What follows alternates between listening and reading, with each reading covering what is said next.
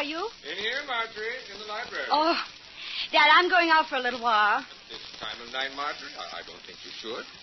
I'm a big girl now, Father. I won't be long.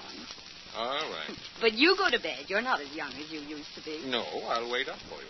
All right, if it'll make you any happier. And don't be too late, dear, please. No, I'm just going down to the village center. Well, don't have too many ice cream sodas. I promise. Okay, lady, just stand still. Keep your yap shut, lady. This gun in my hand will go off. What do you want? You, lady, you take a little trip with us. A nice short trip, or maybe a nice long stay. I'll handle this, Jack. Well, handle it fast. The lady looks nervous. Look, if it's my money or jewelry you want, you can have them. We don't want jewels, lady. We want $50,000 in exchange for you.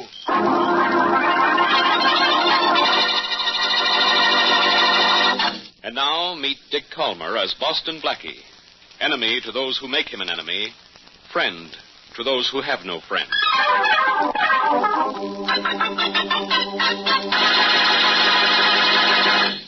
Oh, Blackie, hurry up or we'll be late for the party. You know, you were supposed to be all ready when I came to pick you up. Well, it's a late party, isn't it, Mary? So doesn't that mean everybody should be late? Now, darling, if you're going to make jokes like that, maybe we better not go. I'll behave. How do I look? Beautiful? I'll settle for handsome. All right, handsome, you're beautiful. Let's go. Uh-oh. The doorbell. I might have known. Don't worry, Mary. This can't be trouble. Come in. You shouldn't have said that. This Boston Blackie's apartment. Yes, and he's just leaving. With me. I'd like to speak to you for just a minute. Well, that's about all the time I have right now. You see, This we is were very just... serious, Blackie. I'm Harry CONGDON, John White's son-in-law. Is that very serious? It's not serious enough to make us late for that party, darling. Well, can't this wait till morning, Condon, whatever it is? No, it can't. My father-in-law found a note about an hour ago. My wife has been kidnapped. I need your help, and quick. Oh. Sit down, Condon.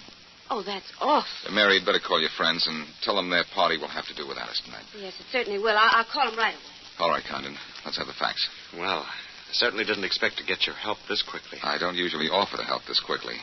But to me, there's no crime in the world worse than kidnapping. When did you first discover your wife was missing? About an hour ago. I'd just come back from Philadelphia, and her dad met me at the door with the ransom note. When did your father-in-law last see his daughter? He said Marjorie went out of the house at about 11 o'clock. Mm-hmm. That's the last he saw of her. Well, how did he happen to find the ransom note? Well, he thought he heard a noise outside the front door a few minutes after she left. Yeah.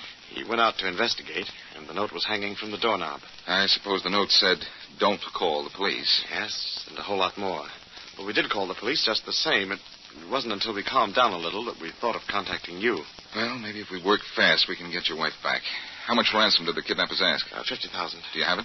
Well, I don't, but Marjorie's dad has it. And a lot more besides, as you probably know. To whom was the ransom note addressed, you or your wife's father? To Marjorie's father.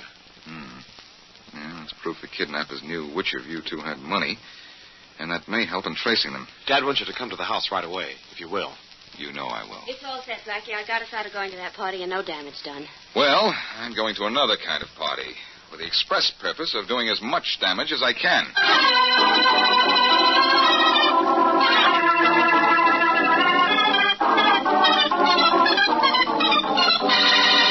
I can't let you go through with your plans, Inspector Farraday. This ransom note says specifically not to notify the police. Well, you did the right thing in calling us in, Mr. White. We know how to work in cases like this. Do you, Faraday? I doubt it. Blackie, what are you doing here? Annoying you, as usual. He's here on my invitation, Inspector Farraday. Dad, this is Boston Blackie. How do you do? How do you do, sir? Blackie, this is a serious thing. A girl's life is in danger, and I don't want you or any of your ideas around me. Mr. White, I can't do a good job of finding your daughter if I have to keep one eye and half the police force on Blackie. But you can work together on this, I'm sure. I told my son-in-law to ask for Blackie's help because I know how successfully he's aided your police before. Hear that, Faraday? I heard that, but I don't want to hear anything from you. All right, Mr. White. We'll work this thing any way you like. Thank you, Inspector. Now, first, I think we'd better familiarize Blackie with the conditions of the kidnapping and the contents of the ransom note. I know under what conditions she was kidnapped, Mr. White. Now, look, where was your son-in-law during this kidnapping? You've been gone all day, haven't you, Harry? Yes, I was in Philadelphia on business. I didn't get home until about 2 hours after Dad discovered Marjorie was gone. You went to Philadelphia again today? Yes. I sent you down there yesterday. Well, I went yesterday and today. When I got to the office this morning, there was a letter from a firm down there saying they wanted to see me right away. Well, let's skip that for now. May I see the ransom note, Mr. White? Of course, Blackie. Here, it's rather long. Yeah, it's long and clever, too. The words were cut out of Good News magazine and pasted down to make sentences. Took a long time, too. This thing was well planned. How do you know those words were cut out of the Good News magazine? I recognize the type and the quality of the paper, Farraday. Say, I'm opening a detective school next week. Why don't you enroll? Let me have that note. I'll read it. Never mind showing off, Farraday. I'd better read it. There'll be less stumbling over the big words. Mr. White, do you see now I don't want this guy around? Really, Inspector? It's all right, Mr. White. We'll get down to business right now. Yeah, let's see. What's in this ransom note? The instructions for delivering the ransom money are certainly given in great detail. I'm glad they are. I want to give them the money in exactly the way they ask for it. How soon can you have it? Tomorrow morning. That's when they want it. Well, let's see. It says here, put $50,000 in denominations of $5 and $10 bills in a tin box. Get an airplane and fly due north from this city Wednesday morning until you are over the Wasika Mountains. The Wasika Mountains cover an area of hundreds of miles. How are we going to know where to drop the money? Here's where they answer that question, Farraday. You will fly over the designated area with your radio set at 1780 kilocycles. We will contact you by walkie-talkie and give you instructions as to the exact spot the money is to be dropped. I can charter a plane first thing in the morning. Do that. These kidnappers are clever. The Wasika Mountains cover a large territory. There are plenty of roads through them, but no towns. Look, the nearest town of any size at all is a good 50 miles from the edge of the mountains. The kidnappers will never come near a town or a village after they've received the money. I'll say they won't. We can usually catch kidnappers when we deliver the ransom money. But this time we can't. Yeah, they're plenty clever. I understand that, Inspector, but I want that money delivered. All right. I'll deliver it. No. I won't let you. You're a policeman, and I promise not to call the police. Blackie, would you deliver the ransom money? Would I? Why, yes, I would and I will, but under one condition. You can have any condition you like. Well, what I'd like is to be allowed to handle this all by myself. Now, wait a minute, Blackie. Sorry, Faraday, sorry, but if I do this, I do it my way without any interference from the police. I'm quite agreed. How about you, son? I think Blackie should be the one to do it. And so do I. You have to see it our way, Inspector. Well, I guess I do with that. All right, Blackie, it's all yours. But I'm going to put you under a time limit. That's all right with me, Faraday. You're under one yourself. If you don't have the girl back in 2 days, or rather 2 weeks, the FBI takes over from you. I suppose you'll find a girl in 2 days. 2 days, Faraday? I don't know. This is something I've always wanted to do, work on a case without having you to worry about. There's no telling how fast I'll work. We have to work fast. What time do you want the money? Get the money, charter a plane for me, and I'll leave the airport at 9:30 tomorrow morning.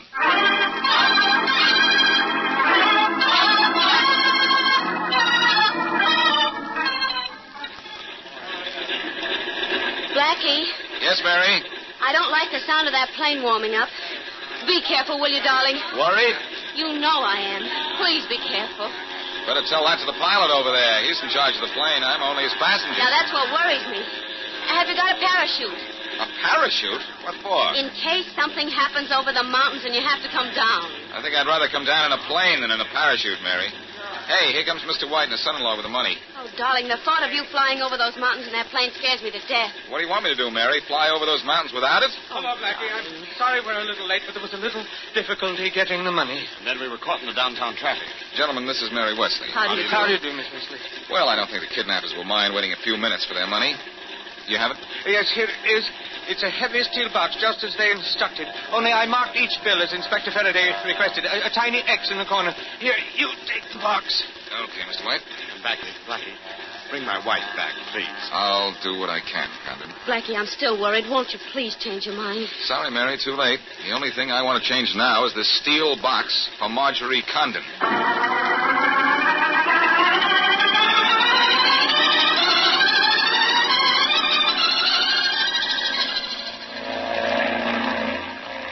Say, pilot, how far from the city are we now?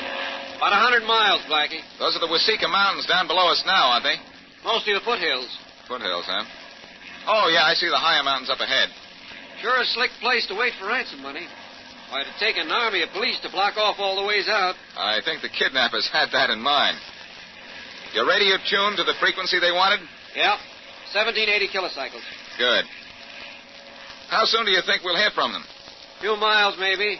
A walkie-talkie doesn't have a terrific range. Have that box of money ready? All set. I saw you looking in it. Does $50,000 look like a lot of money? In 5s and 10s? It sure does. Hello, airplane.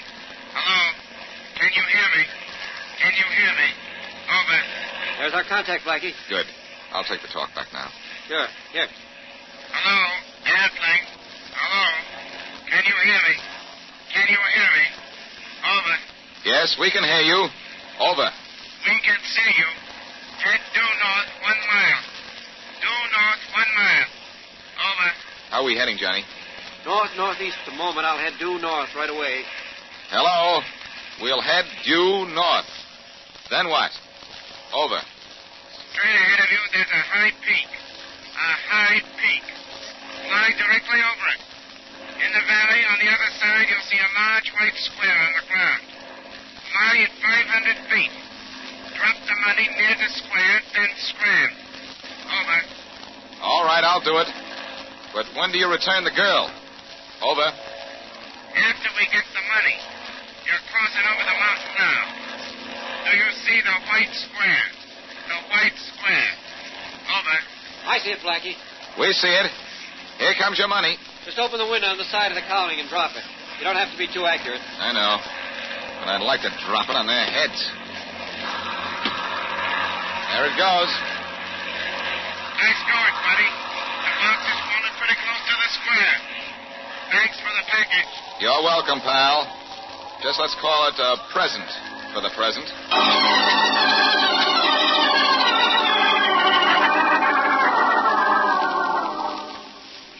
Box ought to be right over there, Bob. Right over there. Nothing, Jack.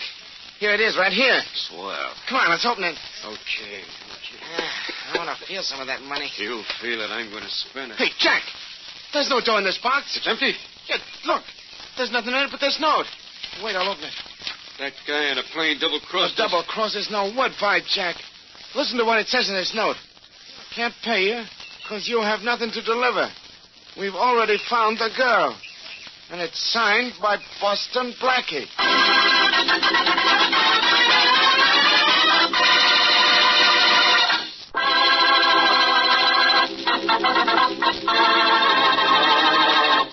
Called in to deliver the ransom money in the kidnapping of the wealthy Marjorie CONGDON, Blackie exacts a promise from Farraday that there will be no interference from the police.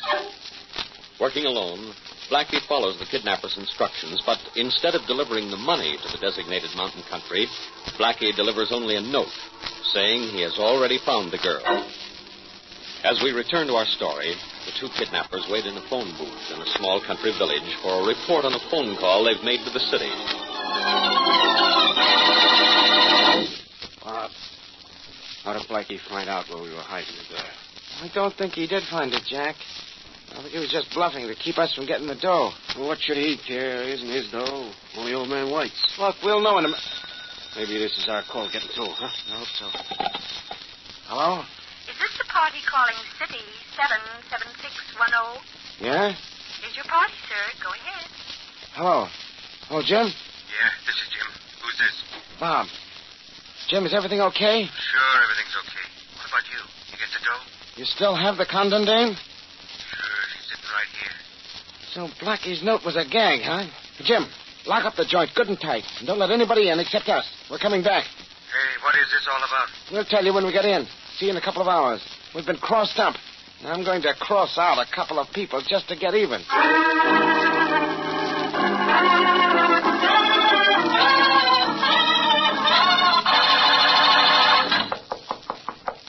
That you, Bob? What do you think it is, Jim? Open up. Okay. Boy, you sure got here quick, Bob. You must have flew. I did fly, and I'm not Bob. Hey, you're not getting in here. Oh, yes, I am. No, you're not. I'm in like a flash, and you're going out like a light. Well, that takes care of you for a few minutes. You look like a light sleeper. Who's out there? Who's in there? Marjorie CONGDON? Yes, who's that? Well, don't be afraid to come out, Mrs. CONGDON. I'm on your team. I can't come out. I'm locked in. Well, I can take care of that without any trouble. Are you from the police? Far from them, Mrs. CONGDON. I'm Boston Blackie. How in the world did you find me? How? Till I get this door open, I'd rather give you the details of that brilliant piece of masterminding face to face. There, the lock turned. And the door is open. Or am I seeing things? Hello. I'm seeing things, all right. You... No, Oh. never mind what I look like, Blackie. Let's get out of here. Oh, no. No, we're staying here till I call Farraday and have him send some men to take you home and the Sleeping Beauty to headquarters. Then I'm going to wait here and welcome home the other 2 kidnappers. Who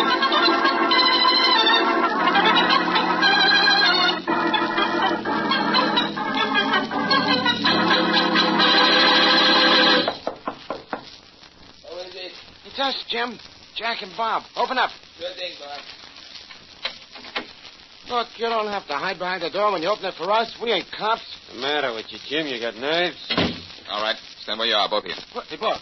Yeah, Jim. I got a hunch. It's Boston Blackie. You should play your hunches on the nose, Bob. You're right. Where's the girl? At home. Where's Jim? In jail, and in a few minutes, you're going to be keeping him company.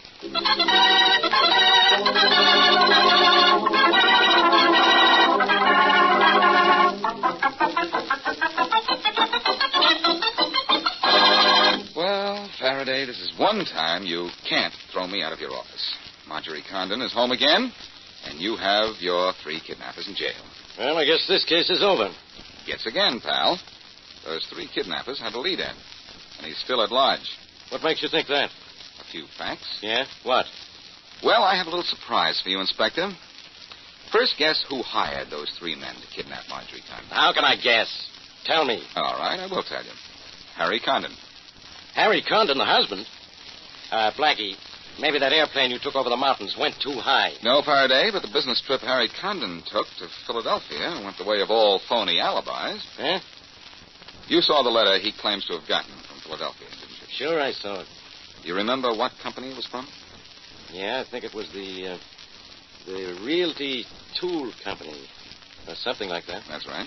And Condon said he was away from home the evening his wife was kidnapped because he was on a train coming back from paying a call on the Realty Tool Company. Well, sure. What's wrong with that?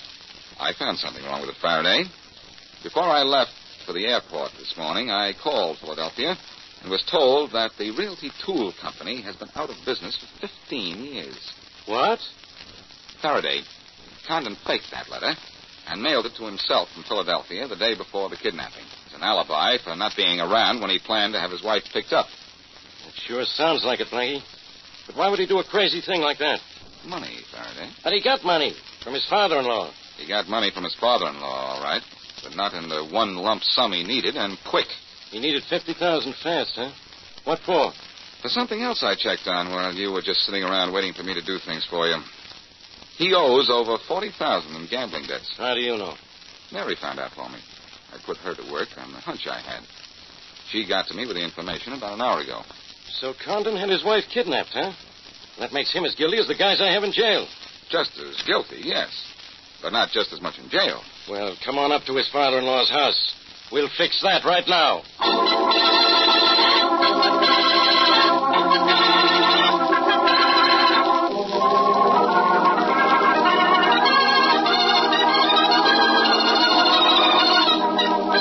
Thanks, Blackie.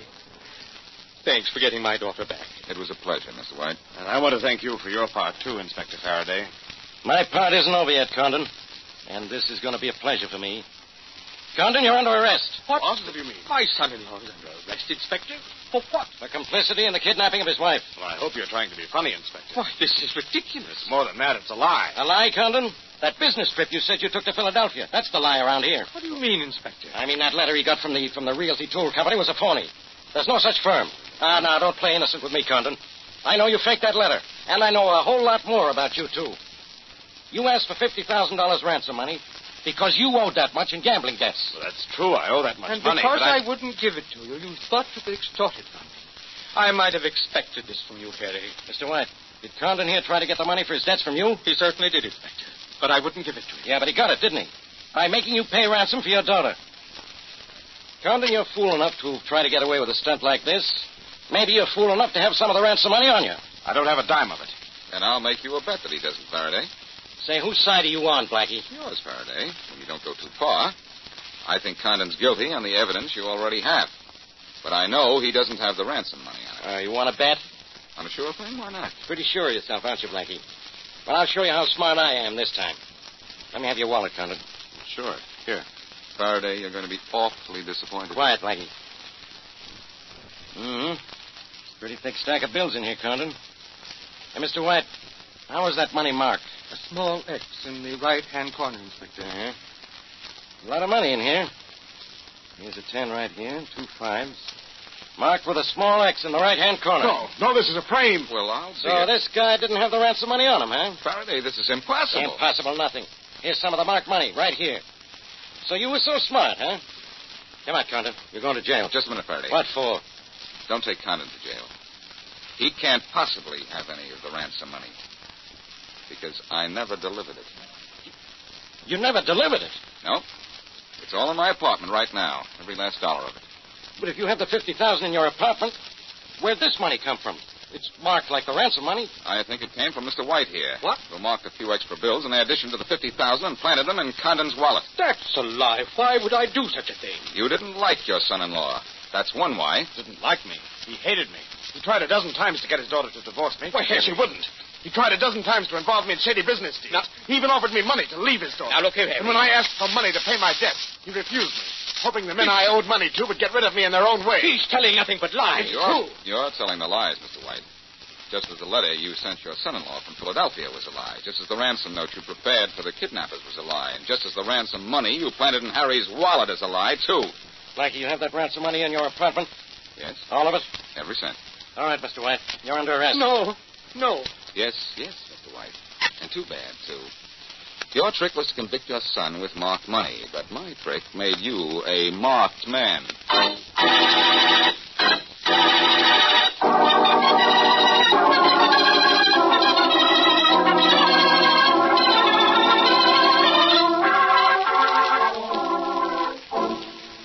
Well, Blackie, I just read Mr. White's confession. But the newspaper story doesn't say how you found Marjorie Condon. Well, I like to keep those little tricks to myself, Mary. Oh, can't we keep them just to ourselves? Promise you won't tell? Cross my heart and promise. Well, when I dropped the note to the kidnappers saying I already had the kidnapped girl, I knew just what they'd do. Sure. Find out if it was true, of course. Of course. And I knew where they'd go to find out, the nearest town. Small towns have manual phones.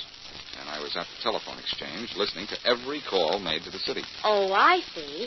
When Bob and Jack phoned the city, you got the name of their accomplice and also the telephone number. And, of course, the telephone number was all I needed to get the address. And then you flew back while Bob and Jack drove back, and you got to Marjorie Condon before they did. Simple, isn't it? Well, I don't know that it's so simple. Matter of fact, I'd say it was kind of unusual. Who ever heard of using a little old telephone number to solve a crime? The number of that phone call, well, it gave me a lot of pleasure, but not half as much pleasure as the number this state of ours just handed to Mr. White.